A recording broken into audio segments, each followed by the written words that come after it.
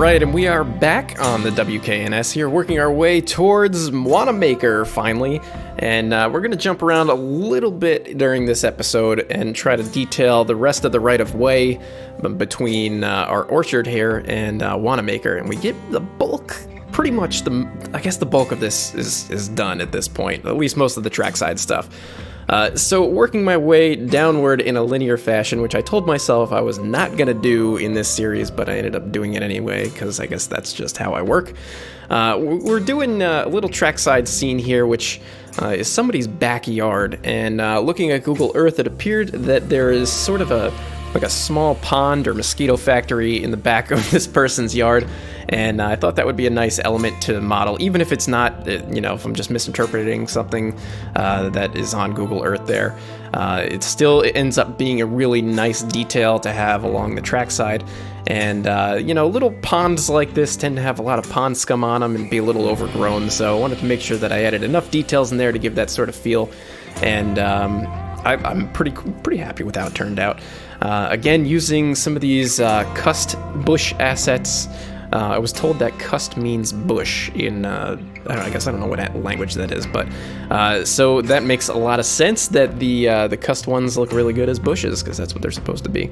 And there's a few other assets that I'm mixing in here, some JVC weeds, and what are those other ones? The TB grass things, TB12? I can't remember what the number is, but that blend seems to work really well for this particular thing, and it helps shape it up pretty nicely. Of course, I got to add some details to this farm scene here, and I sort of left it mostly unfinished because, again, I kind of feel like I'm losing some details, or I'm missing some details, and I need to incorporate some more, and I don't want to be repeating a whole lot of assets over and over again, even though I used that John Deere thing, I think at every farm so far. But there's a lot of farms in this part of Pennsylvania. It seems that pretty much any plot of land that could be farmed has been turned into some kind of a farm. As you'll see in one of these clips coming up here, right here actually, this little sliver of land right between the railroad right-of-way and the side of the road has been turned into a small farm. So pretty much any area that could be farmed has been turned into some kind of a farm.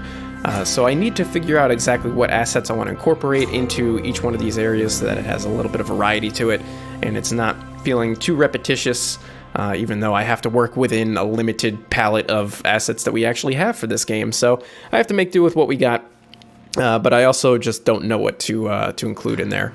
A lot of this stuff trackside is pretty repetitive, and I think I cut a lot of it out because it's a lot of tree placing and a lot of shrub placing and then moving it around and adjusting it. So I spare you my agony of having to deal with that over and over again. I am able to copy and paste some stuff here and there, but you just can't do it everywhere. Like these weird, shaped sections of the trackside, you have to do them. You have to do it all manually and individually. You can't copy and paste into that. What I did find is some of these Jvc Blueprint Trees. These are really nice billboard trees. I don't know if I've mentioned this in one of the last videos. I've been recording these things like back to back to back to back, and I'm like so far ahead of everything that you guys are seeing that it's really difficult for me to keep track of. But the JVC, what did I call them? Blueprint Trees.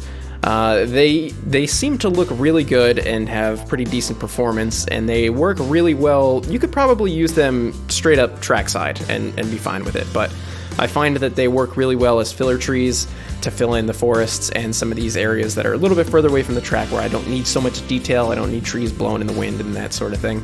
And from what I've heard, they work pretty well in Trainz 19. They somehow have some sort of modification to the way that they look so that the lighting doesn't make them look really strange in Trainz 2019. We'll see. I do have to port this into Trainz 2019 eventually, so we'll see how all this shapes up.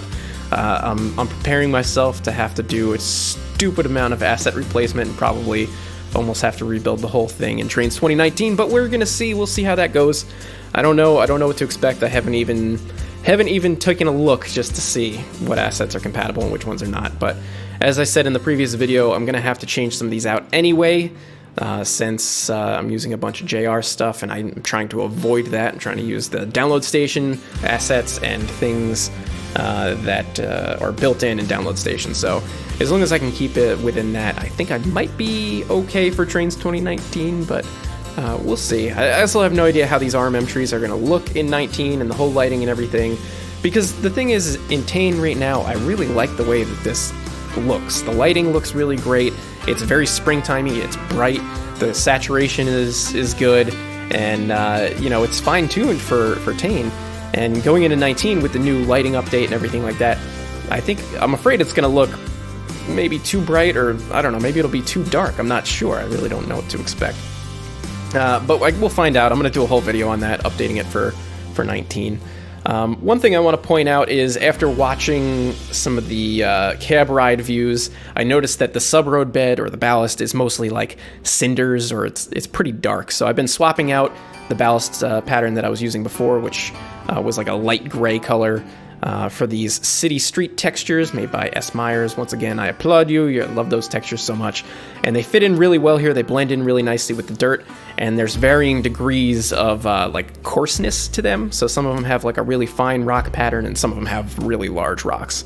And they all blend together like seamlessly. So if you haven't checked those out yet, I highly, highly recommend taking a look at the city street textures. And there is PBR variants for Trainz 2019 as well, which is super, super handy. So that'll hopefully help the whole transfer into this.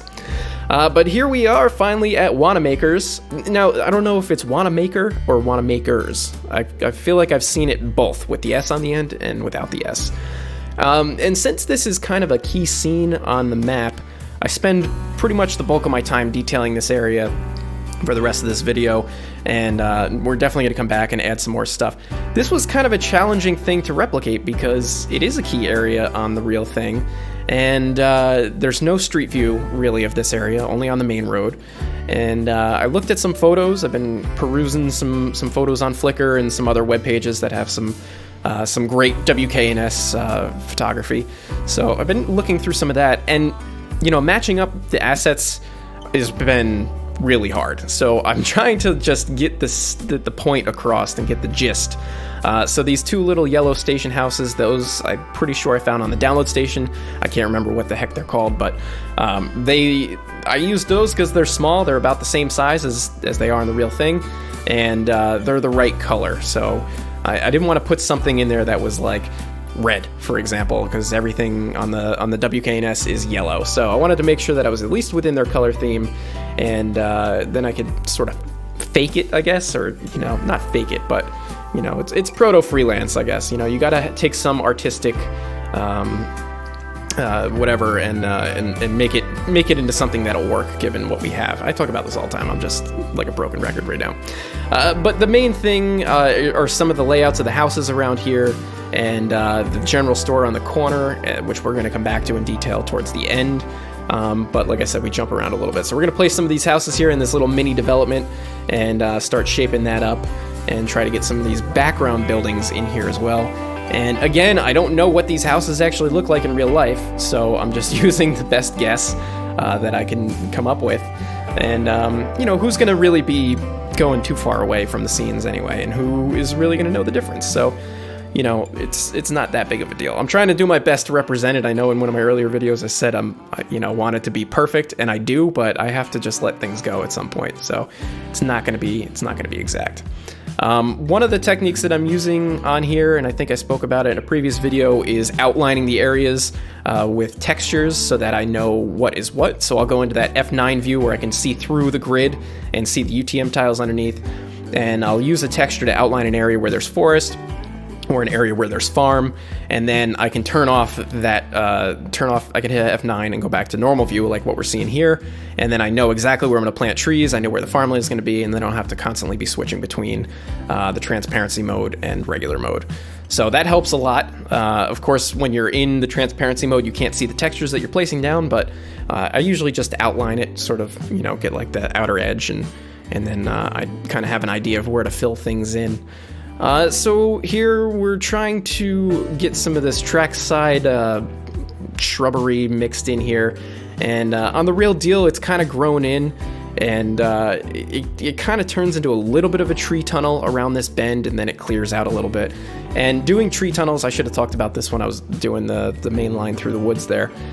Doing tree tunnels in this game is like next to impossible, because the trees, are not shaped like how trees naturally are. So all the trees modeled for this game as RMMs are sort of shaped like they were in a field by themselves, standing up, with nothing around them. So they grow out in sort of a circular pattern. If you go into the woods, or if you go next to the road or the railroad, and you look at how the trees are shaped, they're kind of shaped like a Y. They go straight up and then they fork out towards the top. And this allows you to get, well, if we had trees like that, this is what gives the tree tunnel effect, where the trees start to grow out towards the top, and you could have them sticking out over top of the track. We don't have trees like that, at least that I know of, in this game. So making tree tunnels and that sort of thing is really, really hard to do because of the shape of the trees that we have. They just sort of grow outwards instead of upwards. So it really comes down, in my opinion, to getting the undergrowth right and making it feel grown in, and making it feel like you have a wall of trees and shrubs along the side of the tracks. And that kind of gets the effect, but getting the trees to cover the top of the track above it is something else. I haven't figured out a good way to do that just yet, and if anybody has any suggestions, make sure to let me know. So now we're back over here at this little development across the street, and I'm trying to bring in some of these like privacy trees, I guess you can call them, these trees that people put in on their property line to dampen the sound and give themselves some privacy between the property of their neighbors. And at this point, I went into Street View and I realized that the houses that are here are kind of all the same. They have a very unique look to them. They're sort of a country-style house, and these ones were the closest equivalent that I could come up with. And all along this road here, there is a white picket fence. And I wanted to make sure that I included that because I feel like that's a key element, that if you're from this area, or even if you just go to Google and you go to Street View, that's something that you're going to see. And I feel like if I left that out, that would be, not doing justice to the route and not doing justice to the area. So I wanted to make sure that I included that in here, and it makes a huge difference. It really jazzes the area up really nicely, and I like how it looks. I'm happy that I noticed that, and I didn't just keep building it, as a guess. So it is important to jump into Street View whenever possible and try to get whatever assets you can that would match up into there. So now I'm just trying to fill in this back area behind the scene here. I don't really know why I was spending any time on that right now. It's going to be like one of the next things that I have to do. But add some depth to the scene a little bit and get the farmland where it's supposed to be. And I've been liking to sort of divide the farmland off with this fence. It's a nice country-style wooden fence, and I'm pretty sure I've seen it pretty much used all over the place in real life, so it's a really nice detail to add in this particular build. And it's just a really nice model to begin with also, so that makes a huge difference for sure. And it helps partition areas out, divide the lines between properties and that sort of thing, so definitely beneficial to include that. Now, across the street from the general store and the station there is a small farm. Again, I don't know what the function of this farm is, but in Google Street View, it looked like a pretty large farmhouse, maybe some kind of a dairy farm. I'm not sure. I don't know farms, but again, just bringing in some basic details in the area, some shrubs and some grasses and a couple of vehicles to complete it. Of course, I'm trying to add in also a lot of flowering trees and shrubs and that sort of thing to further enhance the fact that we are in springtime. Again, I wanted to do this in the fall, but there just isn't a whole lot of assets that exist that are good right now for fall-themed routes. So I'll do one in the future in the fall, but right now I had to change this one to the spring, and I'm kind of happy that I did because I don't usually do springtime-looking builds. So this was a nice change for assets and using flowering trees and shrubs and trackside grasses and stuff like that. So I'm bringing more of that in as we go wherever I can. And as I had mentioned previously, like, you got to be careful with those assets because it's easy to get really carried away with them and place them all over the place and just spam them out. But the look is great.